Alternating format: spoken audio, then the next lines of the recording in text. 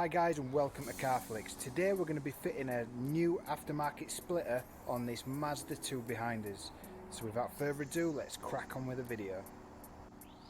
So the first thing you want to do is either use some of these ramps here, which I use. I highly recommend them, really easy to get the front up in the air, or you can just use a jack and some axle stands. The second thing we need to do is remove this horrible old rubber understrip. So this rubber strip is held on by two different methods. The first one, which just pulls out like so, is just a rubber tab which pulls in, you just kind of pull it out. The second method is these here. These are like little metal kind of rivets, but you can force them out using this tool here. Just get yourself one of these off eBay for a few quid, kind of ram them in there and pull them out, and the ends will spray out like so.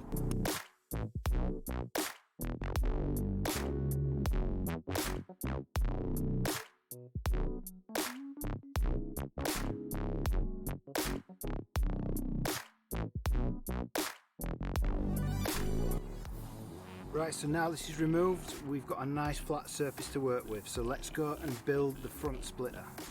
Right guys, so this is the aftermarket front splitter. We've gone for a really nice gloss black, and this is how it comes in the package. In three pieces like so. You've got the corner sections and the middle section. You also get given 4 constructing screws, and I think you've got about 12 fixing screws. The item code for this is just here, but I'll put it in the link in the subscription below. The tools you're going to need is basically an electric screwdriver or just a hand screwdriver. So really easy to construct. All you do is place them in the position they're going to go, and then you just flip it over like that, and then you get the 4 construction screws, put them in like so, and just tighten them up, which I'm going to show you how to do now. So get your screwdriver, put it on a very low setting like 3, and then just screw them in.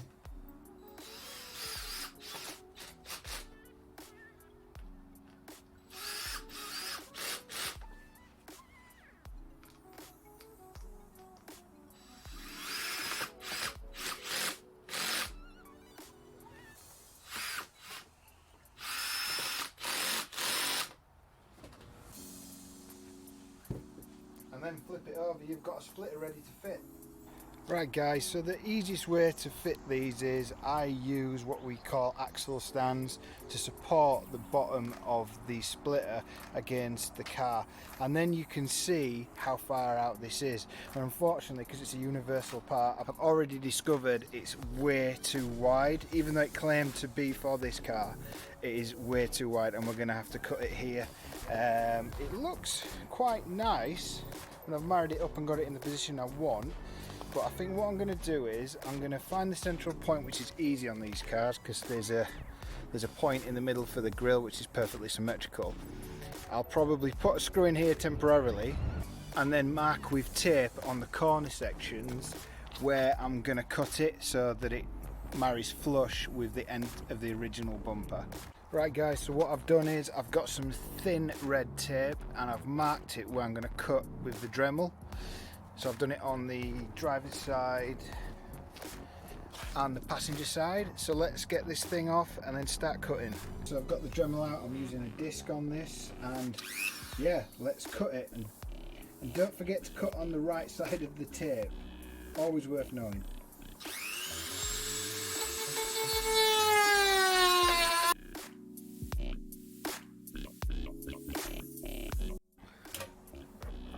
And that's it. You just kind of, you might have to sand it down a bit afterwards. Just get all the old excess plastic off, like so. Right guys, so I've offered it up and it's starting to look really good, but I'm going to have to take a little bit more off. So I'm going to do one more cut and then we're going to fit it on. When you've made your final cut, then just use your sand tool and just sand it off. Right, so now I've got the cut absolutely perfect. it's flush with the back of the bumper, and I'm just going to check around the other side. Again, it's flush just here. And now it's important for your axle stands to be off center so you can start drilling the screws in, which I'm going to do now. So it's important when you do this to start in the center, but you also need to drill pilot holes. It makes it a lot easier when you're putting the screws in.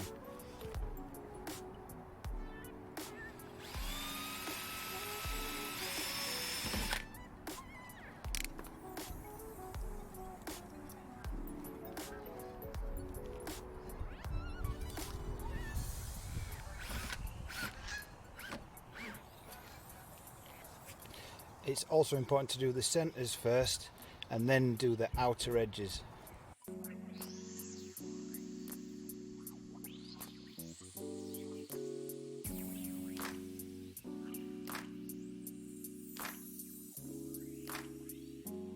Right, so that's it fitted. So now we're going to drop it down on the floor and just see what that looks like.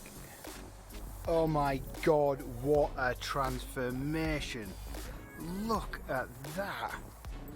This thing was 40 quid and it looks like it should have been on the car. I am so happy with this. My daughter is going to be absolutely over the moon. What can I say? With a little bit of graft, a little bit of cutting, you can make something as cheap as that look like as if it should be able to fit on there as standard. Right guys, thanks ever so much for watching. I hope you found this video helpful. If you did, please like, subscribe and hit that bell icon. I'll see you on the next one. Bye for now. So this rubber strip is left over. So another method is using brute strength. We just literally rip them out, but you may damage the plastic. But one I've found quite easy, to get some snips, solely soft metal, and kind of just